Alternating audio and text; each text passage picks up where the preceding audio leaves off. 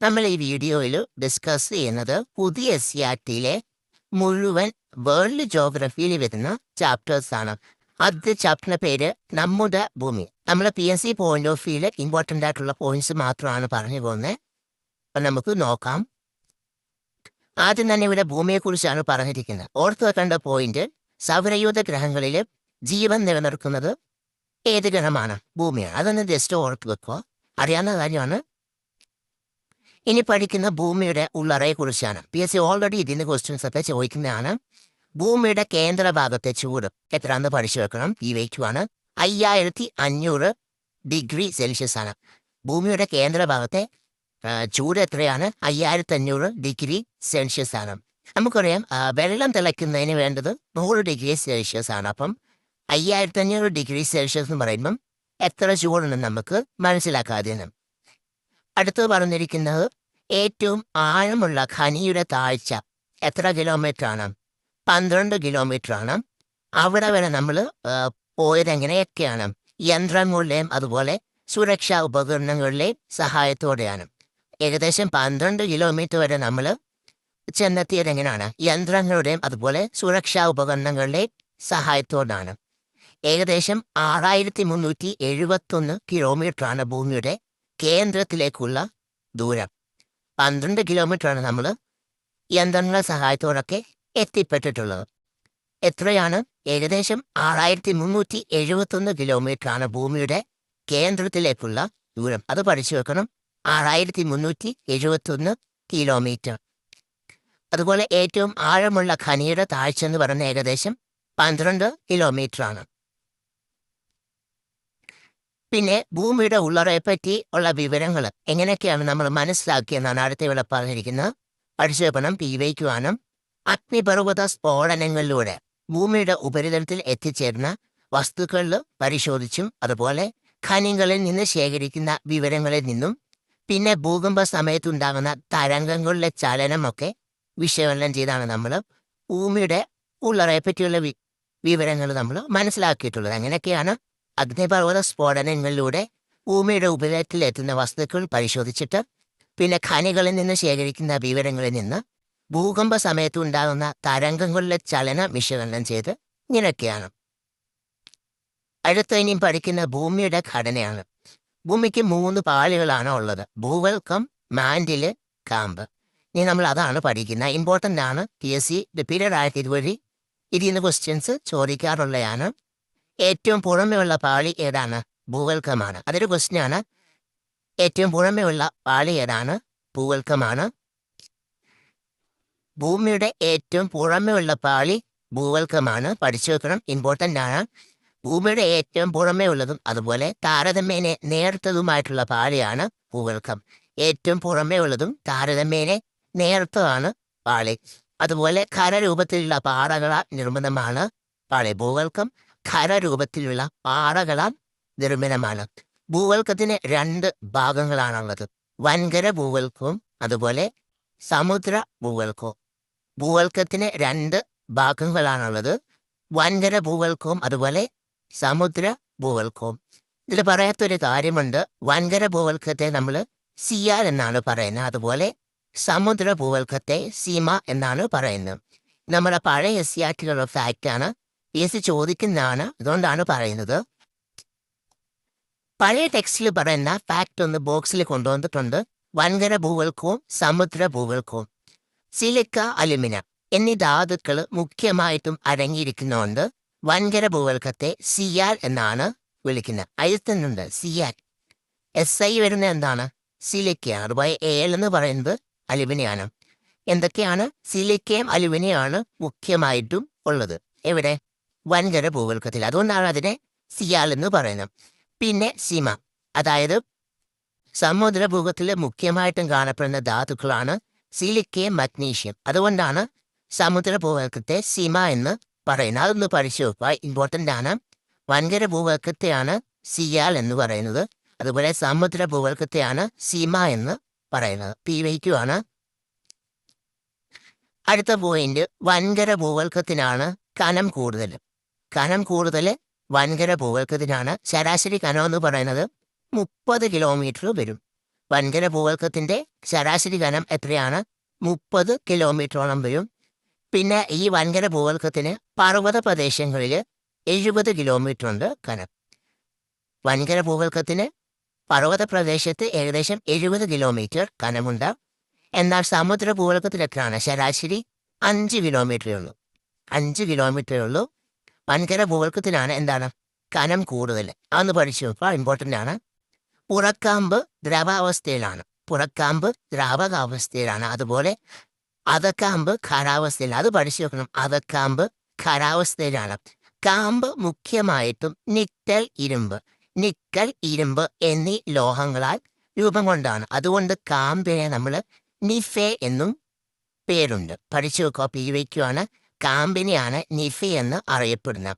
നിക്കലും ഇരുമ്പുമാണ് എന്നീ ലോഹങ്ങൾ കൊണ്ട് രൂപപ്പെട്ടതാണ് കാമ്പ്. അതുകൊണ്ട് അതിനെ കാമ്പിനെ അറിയപ്പെടുന്ന നിഫെ എന്നാണ്. അകക്കാമ്പിന്റെ ചൂട് ഏകദേശം 5500 ഡിഗ്രി സെൽഷ്യസ് ആണ്. നമ്മൾ പറഞ്ഞായിരുന്നു ഭൂമിയുടെ ഏറ്റവും ഉള്ളിലുള്ള ചൂട് എത്രയാണ്? 5500 ഡിഗ്രി സെൽഷ്യസ് ആണ്. ഇതാണ് ഭൂമിയുടെ ഘടന. ഇത് ഇമ്പോർട്ടൻ്റ് ആണ്. PSC റിപ്പീറ്റഡ് ആയിട്ട് ക്വസ്റ്റ്യൻ ചോദിക്കുന്നതാണ്. ഭൂവൽക്കമാണ് ഏറ്റവും പുറമെയുള്ള പാളി, താരതമ്യേന നേർത്ത പാളിയാണ്. അത് പഠിച്ചു വെക്കണം. ഭൂവൽക്കത്തെ രണ്ടായിട്ടാണ് തിരിച്ചിരിക്കുന്നത്. വൻകര ഭൂവൽക്കമെന്നും സമുദ്ര ഭൂവൽക്കമെന്നും. വൻകര ഭൂവൽക്കത്തെയാണ് സിയാൽ എന്നറിയപ്പെടുന്നത്. അതുപോലെ സമുദ്ര ഭൂവൽക്കത്തെയാണ് സീമ എന്നറിയപ്പെടുന്നത്. അതുപോലെ വൻകര ഭൂവൽക്കത്തിനാണ് കനം കൂടുതൽ. ശരാശരി 5 കിലോമീറ്ററാണ് സമുദ്ര ഭൂവൽക്കത്തിന്റെ കനം എന്ന് പറയുന്നത്. ഏറ്റവും കൂടുതൽ പർവ്വത പ്രദേശത്ത് വൻകര ഭൂവൽക്കത്തിന്റെ കനം എത്രയാണ്? 70 കിലോമീറ്ററാണ്. പിന്നെ മാൻഡില് 2900 കിലോമീറ്ററാണ് വ്യാപിച്ചു കിടക്കുന്നത്. പിന്നെ ഭൂവൽക്കവും മാൻഡിലിന്റെ ഉപരിഭാഗവും ചേർന്ന് പറയുന്ന ഭാഗം ശിലാമണ്ഡലം എന്നാണ്. ശിലാമണ്ഡലത്തിന് താഴെ അർദ്ധ ദ്രാവകാവസ്ഥയിലുള്ള മാഗ്മ, അതിനെ പറയുന്ന അസ്പെനോസ്ഫിയർ എന്നാണ്. അതുപോലെ തന്നെ കാമ്പിനെ നിഫെ എന്ന് അറിയപ്പെടുന്നത്. അതായത് നിക്കൽ, ഇരുമ്പ് ഈ ലോഹങ്ങൾ കൊണ്ടാണ് കാമ്പ് രൂപപ്പെട്ടിട്ടുള്ളത്. അതുകൊണ്ട് കാമ്പിനെ നമ്മൾ നിഫെ എന്നാണ് പറയുന്നത്. അടുത്ത് അന്തരീക്ഷ സംരചന. നമ്മുടെ അന്തരീക്ഷ വായുവിന്റെ 97% സ്ഥിതി ചെയ്യുന്നത് ഭൗമോപരിതലത്തിൽ നിന്ന് ഏകദേശം 29 കിലോമീറ്റർ ഉയരം വരെയാണ്. അതൊന്ന് പഠിച്ചു വെക്കണം. നമ്മുടെ അന്തരീക്ഷ വായുവിന്റെ 97% സ്ഥിതി ചെയ്യുന്നത് നമ്മുടെ ഭൗമോപരിതലത്തിൽ നിന്ന് ഏകദേശം 29 കിലോമീറ്റർ ഉയരം വരെയാണ്. അടുത്ത് പഠിച്ചു വെക്കേണ്ട അന്തരീക്ഷത്തിലെ വാതകങ്ങളാണ്. എത്ര ശതമാനം ഉണ്ടെന്നത്? നൈട്രജനും ഓക്സിജനും എത്രയാണെന്ന് പഠിച്ചു വെക്കണം. PYക്കാണ്. നൈട്രജൻ 78%, നൈട്രജനാണ്. അതുപോലെ ഓക്സിജൻ 21%. ബാക്കി 1% വരുന്നതാണ് ആർഗണും കാർബൺ ഡൈ ഓക്സൈഡും നിയോണും ഹീലിയം, ട്രിപ്റ്റോൺ, സിനോൺ, ഹൈഡ്രജൻ ഇതൊക്കെ വരുന്നതാണ് 1%. നൈട്രജൻ 78%, അതുപോലെ ഓക്സിജൻ 21%. ഇവിടെ ഒരു ക്വസ്റ്റ്യൻ കൊടുത്തിട്ടുണ്ട്. അന്തരീക്ഷവായുവിൽ ഏറ്റവും കൂടുതലുള്ള വാതകം ഏതാണ്? നൈട്രജൻ. നമ്മൾ പറഞ്ഞു നൈട്രജൻ 78%. പിന്നെ അവിടെ പറയുന്ന അടുത്ത ബാഷ്പീകരണം എന്താണെന്നാണ്. ജസ്റ്റ് വായിച്ചു വെക്കുക. സൂര്യതാപമേറ്റ് ഭൗമോപരിതലത്തിൽ നിന്നും ജലം നീരാവിയായിട്ട് അന്തരീക്ഷത്തിലെത്തുന്ന പ്രക്രിയയാണ് ബാഷ്പീകരണം എന്ന് പറയുന്നത്. അത് വേലേറ്റ് നമ്മുടെ ജലം നീരാവിയായിട്ട് അന്തരീക്ഷത്തിലെത്തുന്ന പ്രക്രിയയാണ് ബാഷ്പീകരണം.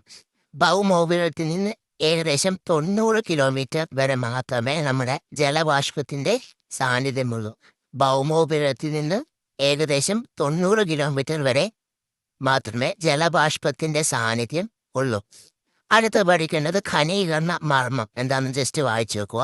നമ്മുടെ അന്തരീക്ഷത്തിലെ നേർത്ത പൊടിപടലങ്ങളെ ചുറ്റി അന്തരീക്ഷ നീരാവി ഘനീഭവിച്ച് മേഘങ്ങൾ രൂപപ്പെടുന്നുണ്ട്.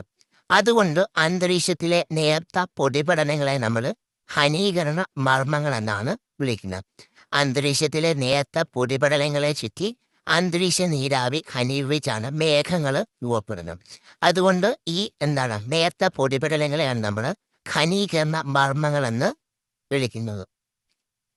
അതുപോലെ അന്തരീക്ഷത്തിലെ പൊടിപടലങ്ങൾ എത്തുന്ന എങ്ങനെയാണെന്ന് ഇവിടെ പറഞ്ഞിട്ടുണ്ട്. എങ്ങനെയൊക്കെയാണ്? കാറ്റിലൂടെ ഉണ്ട്, പിന്നെ അഗ്നിപർവ്വതങ്ങളിലൂടെ പുറത്തു വരുന്നുണ്ട്, അതുപോലെ ഉൽക്കകൾ കത്തുന്നതിലൂടെ ഉണ്ടാകുന്ന ചാരം, ഇവിടെയൊക്കെയാണ് പൊടിപടലങ്ങൾ അന്തരീക്ഷത്തിൽ വരുന്നത്. അടുത്ത ഇമ്പോർട്ടൻ്റ് ആണ് അമ്ലമഴ. PSC ചോദിക്കാറുണ്ട്. കൽക്കരി, പെട്രോളിയം ഇന്ധനങ്ങൾ, ഡീസൽ ഇവ കത്തുമ്പോൾ എന്തൊക്കെയാണ് പുറത്തു വരുന്ന വാതകങ്ങൾ? കാർബൺ ഡൈ ഓക്സൈഡ്, അതുപോലെ കാർബൺ മോണോക്സൈഡ്, പിന്നെ സൾഫർ ഡയോക്സൈഡ്. എന്തൊക്കെയാണ്? Carbon dioxide, carbon monoxide, പിന്നെ സൾഫർ ഡയോക്സൈഡ് ഇവയൊക്കെ അന്തരീക്ഷത്തിൽ എത്തുന്നുണ്ട്.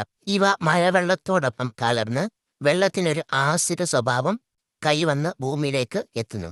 ഈ മഴവെള്ളത്തിന്റെ pH മൂല്യം 5 കുറവാണെങ്കിൽ അതിനെ അമ്ലമഴയായിട്ട് കണക്കാക്കും. ശുദ്ധജലത്തിന്റെ pH മൂല്യം എത്രയാണ്? 7. അത് പഠിച്ചു വെക്കുക. ശുദ്ധജലത്തിന്റെ pH മൂല്യം എത്രയാണ്? 7. pH മൂല്യം 7 കുറവാണെങ്കിൽ നമ്മൾ അതിനെ അമ്ലമഴയായിട്ട് കണക്കാക്കും. അടുത്ത ഇവിടെ പുകമഞ്ഞ്, സ്മോഗ് എന്താന്ന് പറഞ്ഞിട്ടുണ്ട്. പുകയും അതുപോലെ മൂടൽമഞ്ഞും ചേർന്നാണ് പുകമഞ്ഞ് രൂപപ്പെടുന്നത്. വ്യവസായശാല, നിർമ്മാണ പ്രവർത്തനങ്ങള്, വാഹനങ്ങള്, കാർഷിക വിളകളുടെ അവശിഷ്ടങ്ങൾ കത്തിക്കല് തുടങ്ങിയ പ്രവർത്തനങ്ങളിലൂടെ ഉണ്ടാകുന്ന പുകയും പൊടിപടലങ്ങളും അന്തരീക്ഷത്തിൽ നിറയുന്നു. ഇവ മഞ്ഞുമായിട്ട് കലർന്നാണ് പുകമഞ്ഞ് രൂപപ്പെടുന്നത്. എന്തൊക്കെ അസുഖങ്ങളാണ് ഉണ്ടാകുന്നത്? പക്ഷാഘാതം, ഹൃദ്രോഗം, ശ്വാസകോശ രോഗം. വായുമലിനീകരണത്തിന് ഉണ്ടാകുന്ന അനന്തരഫലമാണ് എന്തൊക്കെയാണ്? പക്ഷാഘാതം, ഹൃദ്രോഗം, ശ്വാസകോശ രോഗങ്ങൾ. അതുപോലെ ഇതൊക്കെയാണ് വായുമലിനീകരണം മൂലം ഉണ്ടാകുന്ന രോഗങ്ങൾ. പുകമഞ്ഞ് എന്താണ്? പുകയും മൂടൽമഞ്ഞും കൂടി ചേർന്നാണ്. അടുത്ത് നമ്മൾ പഠിക്കുന്നത് അന്തരീക്ഷത്തിന്റെ ഘടനയാണ്. ഇമ്പോർട്ടൻ്റ് ആണ്, PSC ചോദിക്കുന്നതാണ്. അന്തരീക്ഷ പാളികളിൽ ആദ്യം വരുന്ന ഏതാണ്? ട്രോപ്പോസ്ഫിയർ ആണ്. പിന്നെ സ്ട്രാറ്റോസ്ഫിയർ, മിസോസ്ഫിയർ, തെർമോസ്ഫിയർ, എക്സോസ്ഫിയർ. മെയിനായിട്ടുള്ള 5 എണ്ണമാണ്. ഏതൊക്കെയാണ്? Troposphere, stratosphere, mesosphere, thermosphere, exosphere. ഇനി ഇതൊക്കെ ഡീറ്റെയിൽ ആയിട്ട് നമുക്ക് നോക്കാം. ആദ്യം ഇവിടെ ട്രോപ്പോസ്ഫിയറിനെ കുറിച്ചാണ് പറഞ്ഞിരിക്കുന്നത്.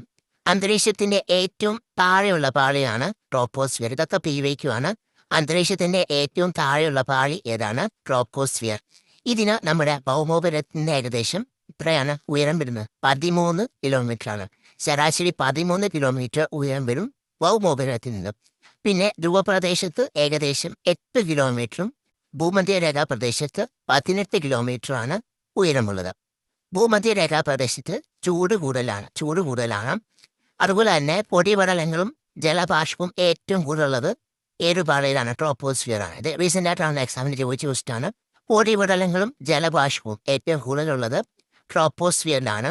കൂടാതെ മേഘരൂപീകരണം, മഴ, മഞ്ഞ്, കാറ്റ് തുടങ്ങിയ അന്തരീക്ഷ പ്രതിഭാസങ്ങൾ സംഭവിക്കുന്നവരാണ് ട്രോപ്പോസ്ഫിയറാണ്. അന്തരീക്ഷ പ്രതിഭാസങ്ങളായിട്ടുള്ള മേഘരൂപീകരണം, മഴ, മഞ്ഞ്, കാറ്റ് ഇതൊക്കെ നടക്കുന്നവരാണ് ട്രോപ്പോസ്ഫിയറിലാണ്. ട്രോപ്പോസ്ഫിയറിന്റെ ഒരു പ്രധാന സവിശേഷത PYQ ആണ്. ഭൗമോപരിതലത്തിൽ നിന്ന് ഓരോ 165 മീറ്റർ ഉയരത്തിലും 1 ഡിഗ്രി സെൽഷ്യസ് എന്ന തോതിൽ അന്തരീക്ഷ താപനില കുറയുന്നുണ്ട്. ഇതെല്ലാം ഇമ്പോർട്ടൻ്റ് ആണ്. PSC റിപ്പീറ്റഡായിട്ട് ചോദിക്കുന്നതാണ്. അന്തരീക്ഷ പ്രതിഭാസങ്ങളൊക്കെ നടക്കുന്ന ട്രോപ്പോസ്ഫിയറിലാണ്. അതുപോലെ തന്നെ ഓരോ 165 മീറ്റർ ഉയരത്തിലും 1 ഡിഗ്രി സെൽഷ്യസ് എന്ന തോതിൽ അന്തരീക്ഷ താപനില കുറയുന്നുണ്ട്. ഇതിനെ ക്രമമായ താപനഷ്ട നിരക്ക് എന്നാണ് വിളിക്കുന്നത്. ക്രമമായിട്ടുള്ള താപനഷ്ട നിരക്ക് എവിടെയാണ് അനുഭവപ്പെടുന്നത് ചോദിച്ചിട്ടുണ്ട്. ഏത് പാളിയിലാണ്? ട്രോപ്പോസ്ഫിയറിലാണ്. അന്തരീക്ഷത്തിലെ ഏറ്റവും താഴെയുള്ള പാളിയാണ് ട്രോപ്പോസ്ഫിയർ. അടുത്തത് സ്ട്രാറ്റോസ്ഫിയർ ആണ്. ട്രോപ്പോസ്ഫിയറിന് തൊട്ടു താഴെയുള്ള അന്തരീക്ഷ പാളിയാണ് സ്ട്രാറ്റോസ്ഫിയർ. ഭൗമോപരിതലത്തിൽ നിന്ന് ശരാശരി 50 കിലോമീറ്റർ വരെയാണ് ഉയരം. എത്രയാണ്? 50 കിലോമീറ്റർ. സ്ട്രാറ്റോസ്ഫിയറിൽ ഒരു നിശ്ചിത ഉയരം കഴിയുമ്പോൾ താപം വർദ്ധിച്ചു വരുന്നതായിട്ടാണ് കാണുന്നത്. താപം കൂടിയാണ് വരുന്നത്. സ്ട്രാറ്റോസ്ഫിയറിലാണ് ഓസോൺ പാളി. ഇതാണ് PSC ചോദിക്കുന്ന കൂടുതലായിട്ടും സ്ട്രാറ്റോസ്ഫിയറുമായിട്ട് ബന്ധപ്പെടുന്നത്. ഓസോൺ പാളി കാണപ്പെടുന്നത് ഏത് പാളിയിലാണ്? സ്ട്രാറ്റോസ്ഫിയറിലാണ്. ഇത് ഉപരിതലത്തിൽ നിന്നും ഏകദേശം 25 കിലോമീറ്റർ ഉയരത്തിലാണ് നിലകൊള്ളുന്നത്. അടുത്ത പഠിച്ചു വെക്കേണ്ട ഇമ്പോർട്ടൻ്റ് ആണ് ഓസോൺ ദിനം എന്നാണ്. സെപ്റ്റംബർ 16 ഓസോൺ ദിനം. ഓസോൺ പാളി കാണപ്പെടുന്നത് സ്ട്രാറ്റോസ്ഫിയറിലാണ്. അടുത്തത് മിസോസ്ഫിയർ ആണ്. സ്ട്രാറ്റോസ്ഫിയറിന് മുകളിൽ ഏകദേശം 50 കിലോമീറ്റർ മുതൽ 80 കിലോമീറ്റർ വരെ വ്യാപിച്ചിരിക്കുന്ന അന്തരീക്ഷപാളിയാണ് മിസോസ്ഫിയർ. ഈ പാളിയിൽ ഉയരം കൂടുന്നോറും താപം കുറയുകയാണ് ചെയ്തത്. സ്ട്രാറ്റോസ്ഫിയറിൽ നമ്മൾ എന്താണ് പഠിച്ചത്? താപനില വർദ്ധിച്ചു വരുന്നതായിട്ടാണ് കണ്ടത്. ഇതിലെങ്ങനെയാണ്? ഉയരം കൂടുന്നോറും താപം കുറയുകയാണ് ചെയ്യുന്നത് മിസോസ്ഫിയറിൽ. മിസോസ്ഫിയറിൽ ചോദിക്കുന്ന ക്വസ്റ്റ്യൻ ഇവിടെ എന്താണ്? താപനില മൈനസ് ആവുന്നുണ്ട്. താപനില -100 ആകുന്ന ഏത് അന്തരീക്ഷപാളിയിലാണ്? മിസോസ്ഫിയറിലാണ്. അന്തരീക്ഷത്തിലെ ഏറ്റവും കുറഞ്ഞ താപനിലയാണ് ഇവിടെ അനുഭവപ്പെടുന്നത്. അതുകൊണ്ട് ഉൽക്കകളൊക്കെ കത്തിച്ചാരമാവുന്നത് നമ്മുടെ മിസോസ്ഫിയറിൽ വെച്ചാണ്. അത് പഠിച്ചു വെക്കണം, ഇമ്പോർട്ടൻ്റ് ആണ്. താപനില മൈനസ് ആവുന്നത്, അതുപോലെ ഉൽക്കകൾ കത്തിച്ചാരമാവുന്നത് മിസോസ്ഫിയറിലാണ്. അടുത്തത് തെർമോസ്ഫിയർ ആണ്. മിസോസ്ഫിയറിന് മുകളിൽ ഏകദേശം 80 മുതൽ 400 കിലോമീറ്റർ വരെ ഉയരത്തിൽ സ്ഥിതി ചെയ്യുന്ന അന്തരീക്ഷപാളിയാണ് തെർമോസ്ഫിയർ. ഉയരം കൂടുന്തോറും താപനില കൂടിയാണ് വരുന്നത്. തെർമോസ്ഫിയറിന്റെ താഴ്ന്ന ഭാഗത്തെയാണ് അയനോസ്ഫിയർ എന്ന് പറയുന്നത്. വയ്ക്കുവാണ് തെർമോസ്ഫിയറിന്റെ താഴ്ന്ന ഭാഗത്തെയാണ് അയനോസ്ഫിയർ എന്ന് പറയുന്നത്. റേഡിയോ തരംഗങ്ങളിലെ ദീർഘദൂര പ്രേക്ഷണം സാധ്യമാകുന്നത് അയനോസ്ഫിയറാണ്. പഠിച്ചു വെക്കുക. അന്തരീക്ഷത്തിന്റെ ഏകദേശം 80 മുതൽ 400 കിലോമീറ്റർ വരെ ഉയരത്തിൽ അൾട്രാവയലറ്റ്, എക്സ്റേ തുടങ്ങിയ തീവ്ര സൂര്യരശ്മികൾ വാതക തന്മാത്രകളെ അയോണുകളാക്കി മാറ്റുന്നു. ഈ പ്രക്രിയയാണ് അയോണീകരണം എന്ന് പറയുന്നത്. ഈ പ്രവർത്തനം നടക്കുന്ന മണ്ഡലത്തെ അതുകൊണ്ടാണ് അയനോസ്ഫിയർ എന്ന് പറയുന്നത്. ഈ അയോണുകൾക്ക് എന്താണ് വൈദ്യുതിയെ കടത്തിവിടാൻ കഴിയും.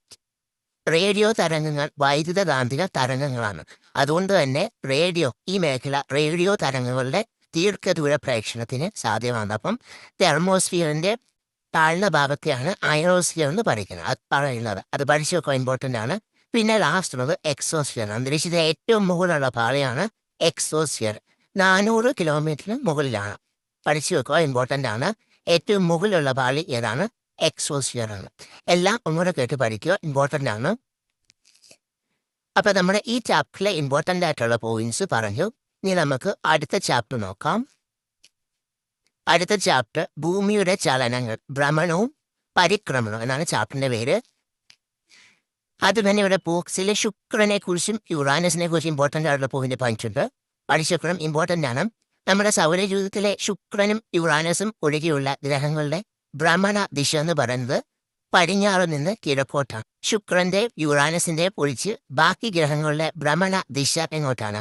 പടിഞ്ഞാറ് നിന്ന് കിഴക്കോട്ടാണ്. ശുക്രന്റെയും യുറാനസിന്റെയും ഭ്രമണദിശ എങ്ങനെയാണ്?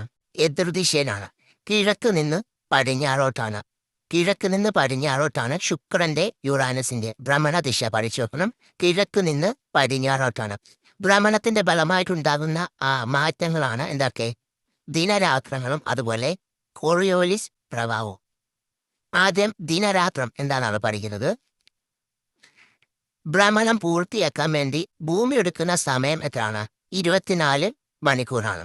ഭൂമിക്ക് പ്രകാശം ലഭിക്കുന്നത് സൂര്യനിൽ നിന്നാണ്. ഇതൊക്കെ അറിയാവുന്ന കാര്യമാണ്. ഭ്രമണവേളയിൽ സൂര്യന് അഭിമുഖമായിട്ട് വരുന്ന ഭാഗത്ത് പകലും മറുഭാഗത്ത് രാത്രിയും അനുഭവപ്പെടുന്നു. ഭ്രമണവേളയിൽ സൂര്യന് അഭിമുഖമായിട്ട് വരുന്ന ഭാഗം പകലായിരിക്കും, അതുപോലെ മറുഭാഗം അപ്പോൾ എന്തായിരിക്കും? രാത്രിയായിരിക്കും. ഇത്തരത്തിൽ ഭൂമിയിലെ രാത്രിയെയും പകലിനെയും വേർതിരിക്കുന്ന സാങ്കല്പിക രേഖയാണ് പ്രകാശവൃത്തം. ഭൂമിയിലെ രാത്രിയെയും പകലിനെയും വേർതിരിക്കുന്ന സാങ്കല്പിക രേഖയാണ് പ്രകാശവൃത്തം. എന്താണ്? ഭൂമിയിലെ രാത്രിയെയും പകലിനെയും വേർതിരിക്കുന്ന സാങ്കല്പിക രേഖയാണ് നമ്മൾ പ്രകാശവൃത്തമെന്ന് പറയുന്നത്. അതിന്റെ പിക്ചറാണ് ഇവിടെ കൊടുത്തിരിക്കുന്നത്. ഒന്ന് ജസ്റ്റ് നോട്ട് ചെയ്ത് വെക്കുക. നിങ്ങൾ ഈ ബോക്സിലെ പഠിക്കണം, ഇമ്പോർട്ടൻ്റ് ആണ്. സൗരയൂഥത്തിൽ ശുക്രനും യുറാനസും ഒഴികെയുള്ള ഗ്രഹങ്ങളുടെ ദിശ എങ്ങനെയാണ്? പടിഞ്ഞാറ് നിന്ന് കിഴക്കോട്ടാണ്. ശുക്രന്റെയും യുറാനസിന്റെയും എങ്ങനെയാണ്? കിഴക്ക് നിന്ന് പടിഞ്ഞാറോട്ടാണ്. അടുത്ത ഇവിടെ പറഞ്ഞിരിക്കുന്ന കോറിയോലിസ് പ്രഭാവത്തെക്കുറിച്ചാണ്. ഭ്രമണം മൂലം ഭൗമോപരിതലത്തിൽ സ്വതന്ത്രമായിട്ട് ചലിക്കുന്ന വസ്തുക്കൾക്ക് ദിശാവ്യതിയാനം സംഭവിക്കുന്നുണ്ട്. ഇതിന് കാരണമാവുന്ന ബലത്തെയാണ് കോറിയോലിസ് ബലം എന്ന് പറയുന്നത്. എന്താണ് കോറിയോലിസ് ബലം എന്ന് പറയുന്നത്? ഭ്രമണം മൂലം ഭൗമോപരിതലത്തിൽ സ്വതന്ത്രമായിട്ട് ചലിക്കുന്ന വസ്തുക്കൾക്ക് എന്താണ്? ദിശാവ്യതിയാനം സംഭവിക്കുന്നുണ്ട്. ഇതിന് കാരണം എന്താണ്? കോറിയോലിസ് ബലമാണ്. ഈ ദിശാവ്യതിയാനത്തെ കോറിയോലിസ് പ്രഭാവം എന്നും പറയുന്നു. കോറിയോലിസ് പ്രഭാവത്താൽ സമുദ്രജല പ്രവാഹങ്ങളിലെയും കാറ്റുകളിലെയും സഞ്ചാരദിശ എങ്ങനെയാണ്? ഉത്തരാർദ്ധഗോളത്തിൽ വലതുവശത്തേക്കും അതുപോലെ ദക്ഷിണാർദ്ധഗോളത്തില് ഇടതുവശത്തേക്കുമാണ്. ഇതിനെയാണ് നമ്മൾ ഫെറൽ നിയമം എന്ന് പറയുന്നത്. ഇത് കണ്ടെത്തിയതാരാണ്? അഡ്മിറൽ ഫെറലാണ്. അത് വയ്ക്കുവാണ്, പഠിച്ചു വെക്കുക. ഫെറൽ നിയമം ആരാണ് കണ്ടെത്തിയെന്ന് പഠിച്ചു വെക്കുക. ആരാണ്? അഡ്മിറൽ ഫെറലാണ്. നമുക്ക് പേരിൽ നിന്ന് കിട്ടും. കോറിയോലിസ് പ്രഭാവം കൊണ്ട് സമുദ്രജല പ്രവാഹങ്ങളിലെയും കാറ്റുകളിലെയും സഞ്ചാര ദിശ എങ്ങനെയാണ്? ഉത്തരാർദ്ധഗോളത്തിൽ അത് വലതുവശത്തേക്കാണ്, ദക്ഷിണാർദ്ധഗോളത്തിൽ ഇടതുവശത്തേക്കും വ്യതിചലിക്കുമെന്ന് കണ്ടെത്തിയതാരാണ്? നമ്മുടെ അഡ്മിറൽ ഫെറലാണ്. ഇതിനെയാണ് ഫെറൽ നിയമം എന്ന് പറയുന്നത്. അടുത്ത ഇവിടെ പറഞ്ഞിരിക്കുന്ന പരിക്രമണത്തെക്കുറിച്ചാണ്. ഭൂമി അതിന്റെ അച്ചുതണ്ടിൽ കറങ്ങുന്നതിനോടൊപ്പം നിശ്ചിത ഭ്രമണപഥത്തിൽ സൂര്യന് ചുറ്റും പ്രദക്ഷിണം വയ്ക്കുകയും ചെയ്യുന്നുണ്ട്. ഇതിനാണ് നമ്മൾ പരിക്രമണം എന്ന് പറയുന്നത്. ദീർഘവൃത്താകൃതിയിലുള്ള സഞ്ചാരപഥത്തിൽ ഒരു പരിക്രമണം പൂർത്തിയാക്കാൻ എടുക്കുന്ന സമയം 365 1/4 ദിവസങ്ങളാണ്. പ്രായോഗിക സൗകര്യത്തിനായി ഇതിൽ 365 ദിവസത്തെ നമ്മൾ ഒരു വർഷമായിട്ട് കണക്കാക്കുന്നു. ഓരോ വർഷവും അധികമായിട്ട് വരുന്ന 1/4 ദിവസത്തെ 4 വർഷം കൂട്ടിച്ചേർത്ത് ഫെബ്രുവരി മാസത്തിൽ നമ്മൾ 29 ദിവസമായിട്ട് കണക്കാക്കുന്നു. ഇപ്രകാരം 366 ദിവസങ്ങളുള്ള വർഷത്തെ നമ്മൾ അതിവർഷം എന്ന് പറയാം. നമ്മൾ മാത്സിലൊക്കെ പഠിക്കുന്ന കാര്യമാണ്. അടുത്ത നിങ്ങൾ പഠിച്ചു വെക്കുന്നതാണ് PYQ ആണ്. റീസെൻ്റായിട്ട് നടന്ന എക്സാമിന് ചോദിച്ചിട്ടുണ്ട്. പെരിഹീലിയനും അപ്ഹീലിയനും സൗരസമീപകവും അതുപോലെ സൂര്യോത്സവവും. ഭൂമിയുടെ സഞ്ചാരപഥം ദീർഘവൃത്താകൃതി ആയതുകൊണ്ട് ഭൂമിയും സൂര്യനും തമ്മിലുള്ള ദൂരത്തിന് വ്യത്യാസം വരും. ഒരു പരിക്രമണ വേളയിൽ ഭൂമി സൂര്യനോട് ഏറ്റവും അടുത്തു വരുന്നതിനെയാണ് സൂര്യ സമീപകം എന്ന് പറയുന്നത്. ഭൂമി സൂര്യനോട് ഏറ്റവും അടുത്ത് വരുന്നതാണ് സൗര സമീപകം. അതിൻ്റെ എത്രയാണ് ഡിസ്റ്റൻസും പഠിച്ചു വെക്കണം. 147 ദശലക്ഷം കിലോമീറ്ററാണ്. വലിയ വ്യത്യാസമില്ല സൂര്യോത്സവമായിട്ട്. ഇത് സംഭവിക്കുന്നത് ജനുവരി മാസത്തിലാണ്. അപ്പം ജനുവരി 3 ഇത് പഠിച്ചു വെക്കണം. ജനുവരി 3 സൗര സമീപകം ജനുവരി 3. പിന്നെ ഏറ്റവും കൂടുതലായിട്ട് അകലം വരുന്നത് സൂര്യനും ഭൂമിയും തമ്മിൽ ഏറ്റവും കൂടുതൽ ദൂരം വരുന്നത് എന്താണ്? അതിനാണ് നമ്മൾ സൂര്യോത്സവം എന്ന് പറയുന്നത്. അതിൻ്റെ ഡിസ്റ്റൻസ് 152 കിലോമീറ്ററാണ്. അടുത്ത് വരുന്നതിൻ്റെ 147 അകലെ വരുന്ന എത്രയാണ്? 152. അടുത്ത് വരുന്നതാണ് നമ്മൾ സൗര സമീപകം എന്ന് പറയുന്നത്. അകലെ ഉള്ളത് വരുന്ന എങ്ങനെയാണ്? സൂര്യോത്സവം എന്ന് പറയുന്നത്. ഇതിൻ്റെ മാസം എന്നാണ്? ജൂലൈ 4. അപ്പം സൗര സമീപകം എന്നാണ്? ജനുവരി 3. അതുപോലെ സൂര്യോത്സവം അല്ലെങ്കിൽ അപ്ഹീലിയൻ, ഇംഗ്ലീഷ് പേരും ചോദിക്കും PSC, ജൂലൈ 4. പെരിഹീലിയൻ എന്നാണ്? പെരിഹീലിയൻ അല്ലെങ്കിൽ സൗര സമീപകം അത് ജനുവരി 3. അപ്ഹീലിയൻ അല്ലെങ്കിൽ സൂര്യോത്സവം എന്നാണ്? ജൂലൈ 4. അത് രണ്ടും പഠിച്ചു വെക്കണം. PYQ ആണ്. പിന്നെ പുരസരണം. എന്താണ് പുരസരണം? പഴയ സിയാറ്റിലൊന്നും ഇല്ലാത്ത ഫാക്റ്റാണ്. ഭ്രമണവും പരിക്രമണവും പോലെ തന്നെ ഭൂമിയുടെ മറ്റൊരു ചലനമാണ് പുരസരണം. എന്താണ്? ഭ്രമണവും പരിക്രമണവും പോലെ ഉള്ള ഭൂമിയുടെ മറ്റൊരു ചലനമാണ് പുരസരണം. ഭൂമി തന്നെ അച്ചുതണ്ട് ഒരു ഭ്രമണം പൂർത്തിയാക്കാൻ 24 മണിക്കൂർ എടുക്കുന്നുണ്ട്. 24 മണിക്കൂർ എടുക്കുന്നുണ്ട്. ഏകദേശം 26,000 വർഷം എടുത്താണ് ചിത്രത്തിൽ കാണിച്ചിരിക്കുന്ന പോലെ ഒരു വൃത്തം തീർക്കുന്ന രീതിയിൽ വളരെ സാവധാനത്തിൽ ഭൂമിയുടെ അച്ചുതണ്ട് നീങ്ങുന്നു. അതിനെയാണ് നമ്മൾ പുരസരണം എന്ന് പറയുന്നത്. ജസ്റ്റ് നോട്ട് ചെയ്ത് വെക്കുക.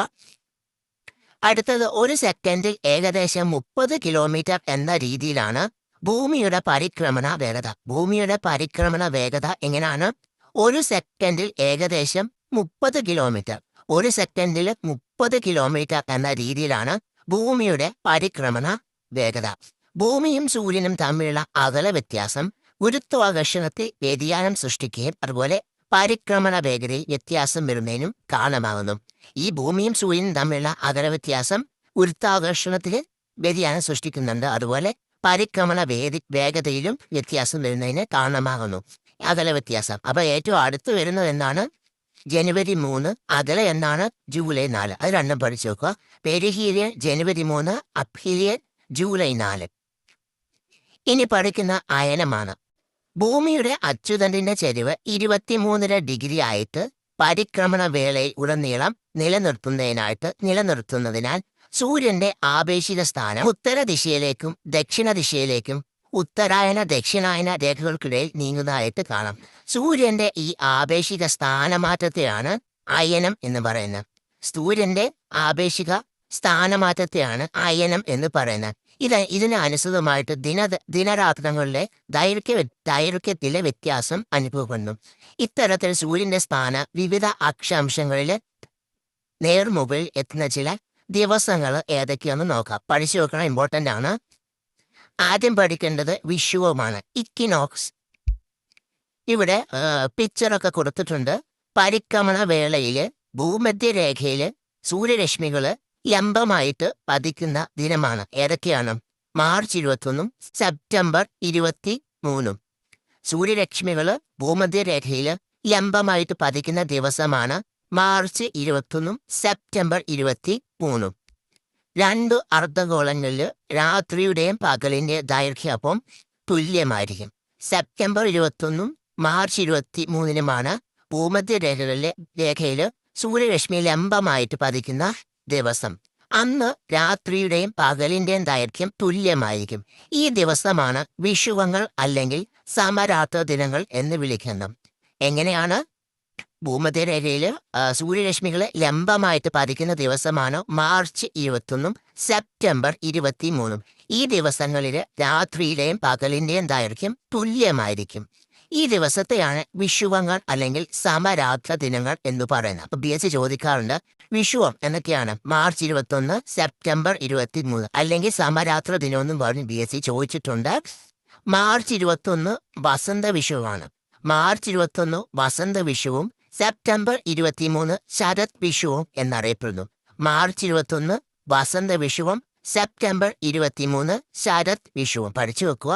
മാർച്ച് 21 വസന്ത വിഷുവുമാണ്, അതുപോലെ സെപ്റ്റംബർ 23 ശരത് വിഷുവുമാണ്. അടുത്തിവിടെ ബോക്സിൽ പറഞ്ഞേക്കുന്നത് സൂര്യന്റെ ആപേക്ഷിക സ്ഥാനം. ഉത്തരായന ദക്ഷിണായ രേഖകൾക്കിടയിൽ സൂര്യന്റെ സ്ഥാനം മാറുന്നതായിട്ട് അനുഭവപ്പെടുന്നുണ്ട്. യഥാർത്ഥത്തിൽ ഭൂമിയുടെ അച്യുതണ്ടിന്റെ ചരിവും പരിക്രമണവും കാരണം ഭൂമിയിൽ നിന്ന് നോക്കുമ്പോൾ സൂര്യന്റെ സ്ഥാനം നമുക്ക് മാറുന്നതായിട്ട് നമുക്ക് അനുഭവപ്പെടുന്നതാണെന്നാണ് പറഞ്ഞിരിക്കുന്നത്. അടുത്തത് ഗ്രീഷ്മ അയനാന്ത ദിനം. ഉത്തരാർദ്ധഗോളത്തില് മാർച്ച് 21 മുതൽ ജൂൺ 21 വരെ, മാർച്ച് 21 തൊട്ട് ജൂൺ 21 വരെയുള്ള കാലയളവിൽ ഭൂമധ്യരേഖയിൽ നിന്ന് സൂര്യന്റെ ആപേക്ഷിക സ്ഥാനം വടക്കോട്ട് ഉത്തരായന രേഖ വരെയാണ്. ഉത്തരായന രേഖ വരെയാണ്. ഇതിന്റെ ഫലമായിട്ട് ജൂൺ 21 ഉത്തരാർദ്ധഗോളത്തിൽ ഏറ്റവും ദൈർഘ്യമേറിയ പകലും ഏറ്റവും ഹ്രസ്വമായ രാത്രിയും അനുഭവപ്പെടുന്നു. എന്താണ്? ഉത്തരാർദ്ധഗോളത്തില് മാർച്ച് 21 മുതൽ ജൂൺ 21 വരെയുള്ള കാലയളവിൽ ഭൂമധ്യരേഖയിൽ നിന്ന് സൂര്യന്റെ ആപേക്ഷിക സ്ഥാനം വടക്കോട്ട് എങ്ങോട്ടാണ്? ഉത്തരായന രേഖയിലോട്ടാണ്. വടക്കോട്ട് ഉത്തരായന രേഖ വരെയാണ്. ഇതിന്റെ ഫലമായിട്ട് ജൂൺ 21 ഉത്തരാർദ്ധഗോളത്തിൽ ഏറ്റവും ദൈർഘ്യമേറിയ പകലും ജൂൺ 21 ഉത്തരാർദ്ധഗോളത്തിലെ ദൈർഘ്യമേറിയ പകലും അതുപോലെ ഹ്രസ്വമായിട്ടുള്ള രാത്രിയുമാണ് അനുഭവപ്പെടുന്നത്. ഈ ദിവസമാണ് ഗ്രീഷ്മ അയനാന്ത ദിനം. എന്നാണ് ഗ്രീഷ്മ അയനാന്ത ദിനം? ജൂൺ 21. PYQആണ് പഠിച്ചു വെക്കണം. ജൂൺ 21 ഗ്രീഷ്മ അയനാന്ത ദിനം. നിങ്ങൾ ബാക്കിയൊന്നും പഠിക്കണ്ട. ഗ്രീഷ്മ അയനാന്ത ദിനം എന്നാണ് ജൂൺ 21. മാർച്ച് മുതൽ സെപ്റ്റംബർ വരെയുള്ള 6 മാസക്കാലം സൂര്യന്റെ ആപേക്ഷിക സ്ഥാനം ഉത്തരാർദ്ധഗോളത്തിൽ ആയതുകൊണ്ട് ഈ കാലയളവിൽ ഉത്തര ധ്രുവ പ്രദേശങ്ങളിൽ 6 മാസം കാലം തുടർച്ചയായിട്ട് പകൽ വെളിച്ചം ഉണ്ടായിരിക്കും. ഈ കാലയളവിൽ ഉത്തര ധ്രുവ പ്രദേശങ്ങളിൽ 6 മാസക്കാലം തുടർച്ചയായിട്ട് പകൽ വെളിച്ചം ഉണ്ടാകും. ഗ്രീഷ്മ അയനാന്ത ദിനം എന്നാന്ന് പഠിച്ചു വെക്കണം. ജൂൺ 21. അതുപോലെ വിഷുവും. എന്നാണ് വിഷുവം വരുന്നത്? March 21 September 23. വിഷുവം അല്ലെങ്കിൽ സമരാത്ര ദിനം. മാർച്ച് 21 വസന്ത വിഷുവും അതുപോലെ സെപ്റ്റംബർ 23 ശരത് വിഷുവും.